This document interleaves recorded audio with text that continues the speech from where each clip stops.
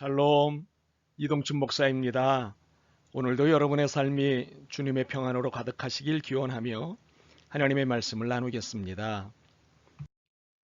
오늘 주시는 말씀은 누가복음 15장 전체이지만 24절 말씀을 읽겠습니다. 이 내 아들은 죽었다가 다시 살아났으며 내가 잃었다가 다시 얻었노라 하니 그들이 즐거워하더라. 아멘. 누가복음 15장 24절 말씀을 본문으로 사랑에 타는 아버지라는 제목의 말씀을 나누겠습니다. 한 젊은 여자와 한 남자가 버스 안에서 대화를 나누고 있었습니다. 여자는 뉴욕 타임즈지 최장기 베스트셀러 기록을 세운 스카펙의 아직도 가야 할 길을 읽고 있었습니다. 무슨 책을 읽고 계십니까? 남자가 물었습니다. 친구가 준 거예요. 이 책 때문에 인생이 바뀌었다나요? 그래요? 어떤 책입니까? 글쎄요, 무슨 인생 지침서 같기도 하고 아직 별로 못 읽었어요. 그러더니 여자는 책장을 두루루 넘겨 보였습니다. 장제목이 이렇네요. 훈련, 사랑, 은혜. 여기서 남자가 말을 끊고는 은혜가 뭐냐 물어보았습니다. 저도 몰라요. 아직 은혜까지 못 나갔어요. 뉴스를 듣노라면 이 여자의 마지막 말이 생각날 때가 있습니다. 뉴스는 늘 전쟁, 경제 불황, 종교 갈등, 법정 싸움, 가정 파괴 등과 같이 얼룩진 세상을 전해줍니다. 이는 필시 아직 은혜까지 못 나간 세상을 보여주는 것입니다. 시인 조지 허버트는 이런 탄식을 하였습니다. 인간에게서 은혜를 빼면 얼마나 초라한 존재가 되는가. 안타깝게도 저는 교회 안에서도 이런 모습을 봅니다. 예수님의 놀라운 은혜의 말씀이 교회라는 그릇 안에서 물탄 술처럼 묽어지고 있습니다. 사도 요한은 율법은 모세로 말미암아 주신 것이요 은혜와 진리는 예수 그리스도로 말미암아 온 것이라 요한복음 1장 17절에 말했습니다.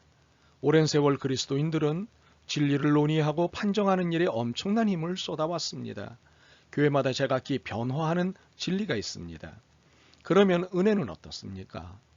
은혜에서 남보다 앞서려는 교회는 얼마나 됩니까? 신앙심이 깊은 스위스 의사 폴 트루니에는 죄책감과 은혜라는 그의 책에서 이런 수료를 하였습니다. 여러분과 함께 죄책감이라는 매우 심각한 문제를 살펴보기에 앞서 우선 종교가 모든 신앙인의 종교는 물론 나의 종교가 자유는커녕 오히려 파멸을 가져다 줄 수 있다는 매우 명백하고도 비극적인 사실을 지적하지 않을 수 없습니다. 이어서 트루니에는 자기를 찾아온 환자들 이야기를 들려주었습니다. 오래전 지은 죄로 죄책감을 품고 사는 남자, 10년 전에 한 낙태를 마음에 떨치지 못하는 여자 등등 트루니에는 환자들이 진정 구하는 것은 은혜라고 말합니다.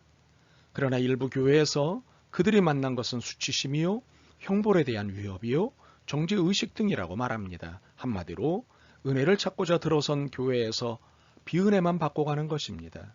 그래서 그들은 죄책감을 해결할 수 있는 곳은 교회라는 이야기를 들으면 이렇게 반응을 보입니다. 교회요? 거긴 뭐하러 가요? 그렇지 않아도 비참해 죽겠는데 가면 그 사람들 때문에 더 비참해질 거예요. 상담가이자 상한 감정의 치유의 저자인 데이비 시멘즈는 자신의 상담 경험을 다음과 같이 요약을 했습니다. 나는 오래전에 그리스도인들이 겪는 대부분의 정서 문제의 주요 원인은 다음 두 가지라고 결론을 내릴 수밖에 없었습니다. 하나는 하나님의 무조건적인 은혜와 용서를 깨닫고 받아들이지 못하며 누리지 못하는 것이고, 또 하나는 그 무조건적인 사랑, 은혜, 용서를 다른 사람들에게 베풀지 못하는 것입니다. 우리는 훌륭한 은혜의 신학을 읽고 듣고 믿습니다. 그러나 그렇게 살지는 않습니다. 은혜의 복음의 정서의 차원까지 뚫고 들어가지 못하는 것입니다. 시멘즈의 지적은 참으로 가슴 아픈 일이 아닐 수 없습니다. 우리는 어떻습니까? 고든 맥도날드는 이런 말을 했습니다. 웬만한 일에는 세상도 교회 못지않거나 교회보다 낫다. 집을 지어주고 가난한 자를 먹여주고 아픈 사람을 고쳐주는 일은 굳이 교인이 아니어도 할 수 있다. 그러나 세상이 못하는 일이 하나 있다. 세상은 은혜를 베풀 수 없다. 이것은 교회가 맡아야 할 절대절명의 사명을 지적한 말입니다. 세상이 은혜를 찾을 곳이 교회 말고 또 어디 있겠습니까? 이탈리아의 소설가 이나시오 실론의 소설에 경찰에게 쫓기는 혁명투사의 이야기가 나옵니다. 동지들은 그를 숨기려고 신부복을 입혀 알프스 산길석에 오지 마을로 보냅니다. 소문이 돌자 곧 갖가지 사연에 죄 많고 삶에 지친 시골 사람들이 문 앞에 줄을 잇습니다. 신분을 손을 저으며 돌려보내려고 하지만 허사입니다. 결국 자리에 앉아 은혜 줄인 자들의 사연을 들어줄 수밖에 없었습니다. 은혜에 대한 목마름, 이것이야말로 사람들이 교회를 찾는 이유가 아닐까요? 이 시대 마지막 최고의 단어는 무엇일까요? 이 시대가 마지막으로 기다리는 단어는 무엇일까요? 그것은 은혜, 그레이스입니다. 세상은 자기도 모르는 사이에 은혜에 목말라 있습니다. 은혜란 베푸는 자의 부담으로 거저받는 선물 혹은 베푸는 자의 부담으로 값없고 조건 없이 거저온 것입니다. 불교에서는 고행을 말합니다. 힌두교에서는 카르마라는 업보를 말합니다. 유대교는 언약을 말합니다. 이슬람교는 법전을 말합니다. 이 모두는 자신의 노력이나 애씀으로 인정받는 길을 제시하고 있는 것입니다. 그런데 감히 하나님의 사랑을 무조건적인 것으로 만드는 것은 기독교뿐입니다. 예수님은 은혜에 대한 우리의 본능적 저항을 잘 아셨기에 은혜 이야기를 더 자주 하셨습니다. 선인에게나 악인에게나 고루 비추는 햇빛, 심지어 거두지도 않고 거저먹고 사는 새, 가꾸는 이 없어도 험한 산자락에 절로 피는 들꽃 등 우리에게 하나님의 은혜로 가득 찬 세상을 보여주셨습니다. 현지인이 보지 못하는 것을 외국 관광객은 짚어내는 것처럼 예수님은 어디서도 은혜를 보셨습니다. 그러나 예수님이 은혜를 분석하거나 정의하신 일은 한 번도 없으셨습니다. 은혜라는 단어도 거의 사용하신 적이 없으십니다. 대신 비유, 즉 이야기를 통해 은혜를 전해주셨습니다. 오늘의 본문인 누가복음 15장은 예수님이 들려주신 하나님에 대한 비유입니다. 이 비유에 나오는 하나님은 채신조차 버린 채 뛰어나와 집안의 재산을 반이나 탕진한 아들을 끌어안는 아버지의 모습입니다. 이제 정신을 차리겠느냐는 식의 근엄한 훈계도 없습니다. 오히려 아버지의 가눌 수 없는 기쁨으로 말씀하십니다. 이 내 아들은 죽었다가 다시 살아났으며 내가 잃었다가 다시 얻었노라 고 말씀하십니다. 그리고는 흥겨운 한마디가 뒤를 잇습니다. 저희가 즐거워하더라. 탕자 이야기는 예수님의 삼부작 비유, 즉 잃어버린 양, 잃어버린 동정과 함께 나오는 것으로 그 요점은 모두가 같습니다. 셋 다 잃어버린 슬픔이 부각된 뒤 다시 찾은 기쁨과 함께 축하의 장면으로 끝납니다. 사실상 예수님의 말씀은 이런 것입니다. 하나님이 된다는 것이 어떤 기분인지 알고 싶으냐? 저기 두 다리를 하고 선 인간들 중 하나가 내게 돌아오면 나는 마치 나의 가장 소중한 것, 되찾을 수 없다고 단념했던 것을 도로 얻은 기분이다. 제 발견은 처음 발견보다 왠지 모르게 심금을 울리는 데가 있습니다. 단지 펜 하나라도 잃었다가 다시 찾으면 더 기쁜 것이 주인의 마음입니다. 저는 노트북이 귀하던 때 노트북을 가지고 있었습니다. 그때가 장신대 석사과정에서 공부할 때였습니다. 내일 세미나를 위해 2주에 걸쳐 작업해온 원고를 밤새 마무리 작업을 하고 있을 때였습니다. 갑자기 컴퓨터의 화면이 흐려지더니 전원이 나가는 것이었습니다. 노트북에 충전 용량이 다 된 것이었습니다. 그때가 초보 때인지라 저장 없이 수정에 글쓰기에 각주 달기를 계속했던 것입니다. 아무리 애써도 되지 않고 해서 다 날라갔다 생각하고 이 일을 어떻게 변명할까를 생각하고 힘없이 학교로 갔습니다. 세미나실에 일찍 도착한 한 동료에게 이 일을 설명을 하였습니다. 그러자 그는 저를 어이없다는 듯이 쳐다보더니 노트북을 달라고 하더군요. 그러더니 밤새도록 나를 슬프게 만들었던 그 원고를 찾아내는 것이 아니겠습니까? 여러분도 알다시피 전원이 나가면 일단 임시 파일에 저장되지 않습니까? 저는 그것을 모르고 있었던 것입니다. 여하튼 다시 찾은 기쁨은 이루 말로 표현할 수 없었습니다. 만물의 창조주께서 그 가족 하나가 되돌아올 때 느끼실 심정도 이런 일들로 미루어 조금은 헤아려 볼 수 있습니다. 예수님은 이렇게 표현하셨습니다. 이와 같이 죄인 하나가 회개하면 하나님의 사자 앞에 기쁨이 되느니라. 누가복음 15장 10절 말씀. 예수님은 살아가는 방식을 가르치기 위해서 이 비유들을 주신 것이 아닙니다.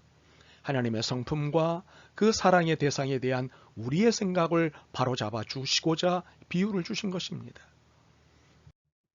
예수님 당시 바리새인들은 세리나 혼혈족이나 외국인이나 평판 나쁜 여자들이 예수님과 어울리는데 분개했습니다. 그런 사람들이 바로 하나님이 사랑하시는 사람들이라는 사실을 받아들이지 못한 것입니다.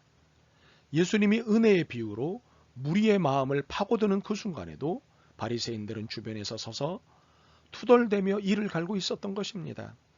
예수님은 바리새인들을 꼬집기 위해 탕자의 비유에 형을 등장시키십니다. 동생의 철없는 행동에 오히려 상을 주는 아버지를 보고 형은 의당노를 바랍니다. 이런 건달 녀석한테 파티를 열어주다니 도대체 아버지가 가르치려는 가오는 무엇인가? 장려하려는 덕목이 무엇이란 말인가? 복음은 우리의 생각과 전혀 다른 것입니다. 예수님이 보여주려 하신 하나님의 모습은 외관상 훌륭한 종교 지도자를 멀리 하시고 오히려 하나님이여 불쌍히 여기시옵소서 하고 부르짖는 한 평범한 죄인을 만나 주시는 모습입니다. 사실 성경 어디를 보더라도 하나님은 착한 사람보다는 진실한 사람들을 훨씬 좋아하신다는 것을 알 수 있습니다. 예수님의 말씀을 들어보십시오. 누가복음 15장 7절입니다. 죄인 하나가 회개하면 하늘에서는 회개할 것 없는 의인 99을 인하여 기뻐하는 것보다 더하리라. 예수님이 돌아가시기 전에 마지막으로 하신 일 중에 하나는 십자가에 달린 강도가 순전히 두려움에서 벗어나고자 회심하는 줄 아시면서도 그를 용서하신 것입니다. 이 강도는 앞으로 성경 공부를 할 것도 아니고 회당이나 교회 나갈 것도 아니고 자기가 피해를 입힌 사람들을 찾아가 빌 것도 아니었습니다. 단순히 예수님 나를 생각하소서 하고 말한 것뿐인데 예수님은 오늘 내가 나와 함께 낙원에 있으리라고 약속해 주셨습니다. 이것은 은혜가 우리의 행위에 달린 것이 아니라 하나님이 하신 일에 달려 있음을 보여주는 또 하나의 충격적인 사건입니다. 사람들한테 천국에 가려면 어떻게 해야 하느냐고 물어보면 대답이 대부분 같습니다. 착하게 살아야죠. 그러나 이것은 예수님의 비유와 상충되는 답입니다. 사실 우리는 그냥 도와주세요 하고 부르짖기만 하면 됩니다. 하나님은 집을 찾아 돌아오는 자라면 누구나 맞아주십니다. 실은 하나님 편에서 이미 첫걸음을 떼셨습니다. 작은 농장에서 자라난 한 소녀가 가출을 했습니다. 소녀는 디트로이트에 가서 한 남자를 만나게 되었습니다. 소녀는 그가 준 알약을 먹으며 생전 느끼지 못한 황홀한 기분을 맛보기도 하고 누리고 싶은 것을 누리며 살게 됩니다. 1년이 지난 뒤 그동안 온갖 죄들로 소녀의 몸은 만신창이가 되고 얼굴에는 병색이 돌기 시작했습니다. 결국 병든 그녀는 길거리로 쫓겨나고 길바닥에 쓰러지고 말았습니다. 자신의 모습을 보며 한탄하며 집을 그리워하지만 그런 모습으로 집으로 돌아갈 용기는 없었습니다. 하나님, 제가 어쩌다 집을 나왔을까요? 하룻밤 한두 건의 일로 끼니를 연명해가는 그녀가 견딜 수 없이 집으로 돌아가고 싶어하는 마음을 느끼며 용기를 내어 집에다 전화를 해보지만 자동 응답기로 넘어가고 맙니다. 아빠, 엄마, 저예요. 집에 갈지도 모르겠어요. 집 방향으로 가는 버스를 탈게요. 도착하면 자정쯤 될 거예요. 아빠, 엄마가 정류장에 계시면 내릴게요. 계시지 않으면 그냥 그 버스를 타고 어디론가 갈게요. 라고 메시지를 남겨둡니다.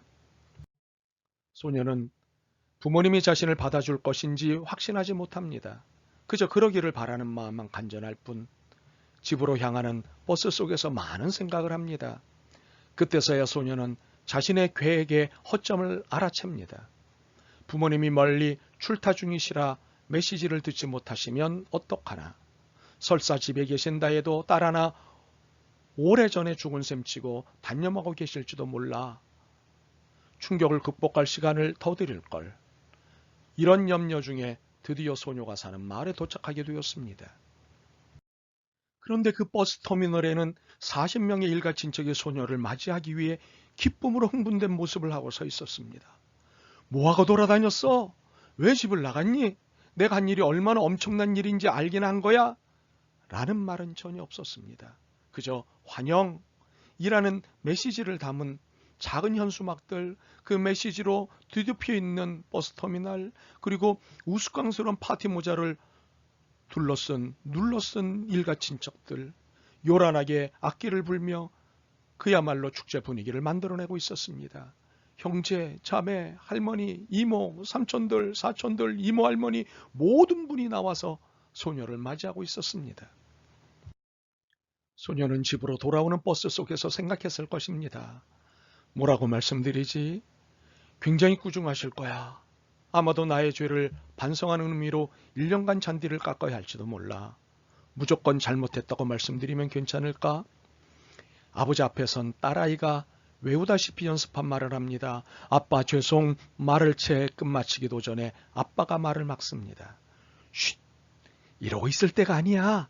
파티에 늦을라. 집에서 잔치가 널 기다리고 있어. 하나님의 은혜는 바로 이런 것입니다. 아멘. 주님, 애타게 기다리시는 것이 하나님의 은혜인데 이 은혜를 의심하고 외면했습니다. 참 바보처럼 살았습니다. 이제 이 큰 은혜 앞에 삶을 드리겠습니다. 사랑합니다, 주님. 예수 그리스도의 이름으로 기도드립니다. 아멘. 오늘도 여러분의 믿음과 삶을 응원합니다. 사랑합니다.